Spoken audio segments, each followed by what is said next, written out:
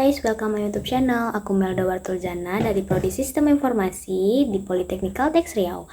Di semester 3 ini, aku belajar mata kuliah pemrograman framework. Jadi di channel ini akan ngebahas seputar pemrograman framework yang sedang aku pelajari.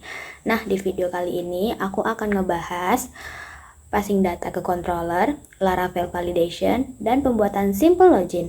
Yuk kita bahas. Nah, pembahasan pertama kita itu passing data ke controller. Pengiriman data dari view ke controller dapat dilakukan melalui submit form dan ajak request. Yang pertama itu submit form. Submit form merupakan proses pengiriman data ke URL yang ditetapkan pada atribut action pada suatu form. Proses ini biasanya dilakukan melalui metode get atau post yang ditentukan pada atribut metode. Contoh submit form seperti ini. Nah, yang kedua itu AJAX. Ajak request merupakan proses pengiriman data dari browser ke server secara asinkron tanpa harus mereload halaman yang biasanya menggunakan JavaScript. Contoh ajak request seperti berikut. Nah, dari penjelasan tadi, aku bakal nunjukin kayak mana pembuatan form passing data dari view ke controller. Nah, di sini pembahasan passing data ke controller sama Laravel validation tuh menjadi satu tampilan. Nah, aku di sini udah buat codingannya. Nah, di sini function index string berparameter itu tuh berhubungan ke tampilan home yang kemarin kita buat. Kan kemarin kita buat tuh ada kode inskripsi, tanggal hari ini, username, sama list pendidikan. Nah itu tuh ketika kita URL-nya itu mengarahkan ke function index, dia akan nampilin, dia bakal nampilin view-nya itu yang home. Nah, untuk kan kemarin tuh ada bagian form yang perlu kita isi. Nah, di bagian form itu kita tuh ada beberapa yang perlu kita isi. Yang kita isi tuh package, package, nama, email, sama password. Nah, ini kan yang kita isi.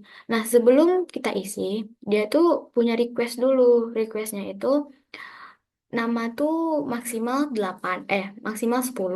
Email tuh harus email. Nah, password itu wajib diisi dengan string, terus minimal 8 karakter. Berarti password yang kita masukkan tuh minimal 8 karakter. Nah, 8 karakter itu tuh punya syarat-syarat lagi seperti kayak A sampai kita di dalam password kita tuh harus ada huruf kecil, huruf besar sama angka. Nah, ketika kita udah ngisi itu, nah tampilannya itu bakal menuju ke ini sync access, maksudnya view ke sync access.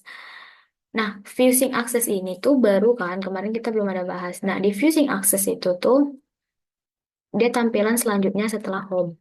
Nah, ini codingannya. Nah, di view sync access itu dia bakal nunjukin pendaftaran berhasil berikut informasi singkatnya. Nah, ini button button ini tuh punya warnanya masing-masing. Kayak aku nih punya 4 karena mau nunjukin aja sama kalian. Itu tuh buttonnya tuh beda-beda, bisa beda-beda warnanya, bisa beda-beda lebih ke warna sih. Nah, itu tuh di bagian warning. Nah, warning ini untuk email, success tuh untuk password. Nah, di ini button ini bisa dicari di Google, banyak fungsinya, maksudnya banyak ininya, macam-macamnya. Nah, itu ini untuk yang singkat. Nah, untuk yang complete kemarin tuh kita nggak sampai ngisi form. Nah, di si form itu tuh kita tambahin if if-nya itu kalau misalnya ada error, pendataan error. Nah, maksudnya ada error atau enggak, dia nunjukin bakal bakal ada error yang kayak sebelumnya di sync up tuh bakal ada nampilin error-error yang kayak persyaratan tadi. Nah, actionnya itu home sync up dengan metode post. Nah, di routernya kita tuh harus nulisin dua URL, dua router maksudnya. Yang satu home itu tuh fungsinya index, yang kedua itu tuh home sync up dengan fungsinya sync up. Sama kayak di home control tadi itu kan kita punya dua function. Yang pertama tuh index sama sync up. Nah, balik lagi home itu tampilannya ke tampilan awal, tampilan pertama kali yang home. Nah, sedangkan sync up itu tuh tampilan di mana kita sudah berhasil mendaftarkan akun kita. Nah, kita coba ya. Nih. Hmm.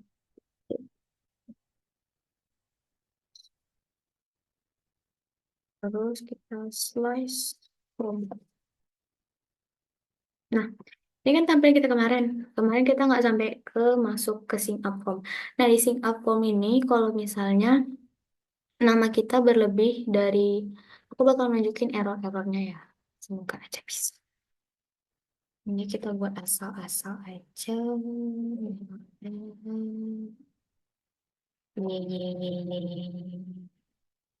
Nih, kan ini udah lebih. Terus emailnya kita buat eh emailnya kita nggak buat kita email. Terus ini kita asalin aja. Apa yang bakal terjadi?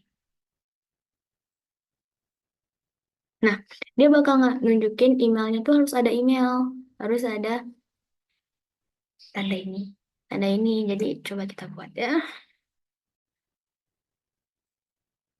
Hmm, alamat.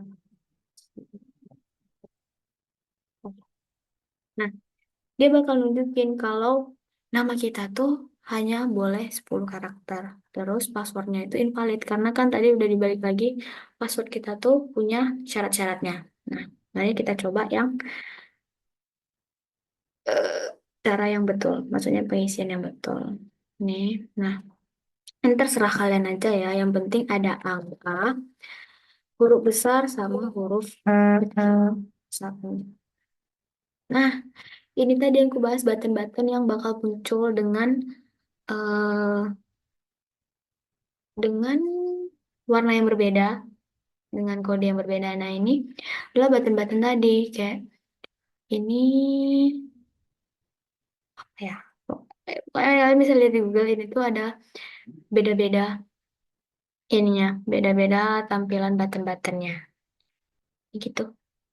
Nah, pembahasan kedua kita atau yang terakhir itu adalah pembuatan simple login. Nah, di sini aku udah buat codingannya. Simple login ini sesimpel dimana kalau misalnya kita masukkan username, itu dia bisa langsung login. Nah, tapi aturannya itu kalau misalnya username kita sama dengan password, nah dia bakal berhasil. Sedangkan kalau username kita tidak sama dengan password, dia bakal error. Nah, di sini aku udah buat controllernya. Di sini aku tetap pakai public function index untuk nampilin tampilan awalnya, tampilan awalnya. Nah, untuk di untuk apa sih namanya? Kita nanti tuh bakal masukin di formnya. Nah, functionnya aku pakai login, kita pakai request, kita pakai request. Nah, di sini tuh ada if else-nya. If else-nya tadi sama yang kayak udah aku bilang dari awal. Kalau username kita itu, di sini kita udah masukin username kita ya, berarti di nanti di webnya gitu, di webnya tuh kita harus masukin username yang udah kita buat di codingannya. Nah, di sini username-nya aku buat kayak number. Nah, di sini jika username sama dengan password, dia akan berhasil. Tapi kalau misalnya username-nya tidak sama dengan password, dia akan error. Nah, tampilannya itu dia bakal dia bakal ngelempar tampilan itu ke awal, tapi ada tambahan di bagian tampilan awalnya. Nah, kita lanjut ke login form. Nah, di sini nih tampilannya. ketika kita awal mula, nah mereka cuma ngampilin ini doang, untuk masukkan username sama password. Nah, kalau misalnya kita udah klik submit atau nanti tombol login, dia bakal nampilin ini if else tadi. Kalau misalnya if kalau misalnya ya, kode apa password kita sama atau tampilan sukses, dia tuh bakal nampilin login berhasil. Sedangkan kalau misalnya error, dia bakal nampilin loginnya gagal. Nah, letak letak tampilan ini tuh ada di atas formnya. Nah, routernya. Nanti kita bakal lihat kayak mana tampilannya. Kalau routernya tuh sama kayak yang tadi. Nah, auto ini untuknya yang auto index, yang home to login untuk login. Kita lihat ke tampilannya. Ini kita buat, oh iya, salah. Out. Nah, ini adalah tampilan awalnya untuk kita login. Tadi login kita itu, aduh, nih. Nah, kalau misalnya kita kita buat gak sama, kalau kita buat gak sama, dia bakal nampilin, nah, login gagal. Tapi kalau misalnya kita samakan, nih 169, dia bakal nunjukin login berhasil. Sesimpel itu. Jadi, untuk tampilan login simpelnya. Nah, mungkin itu aja yang bisa aku bahas pada video kali ini. Terlihat singkat, sebetulnya enggak, karena itu udah ada codingannya. Jadi, see you next video. Bye-bye.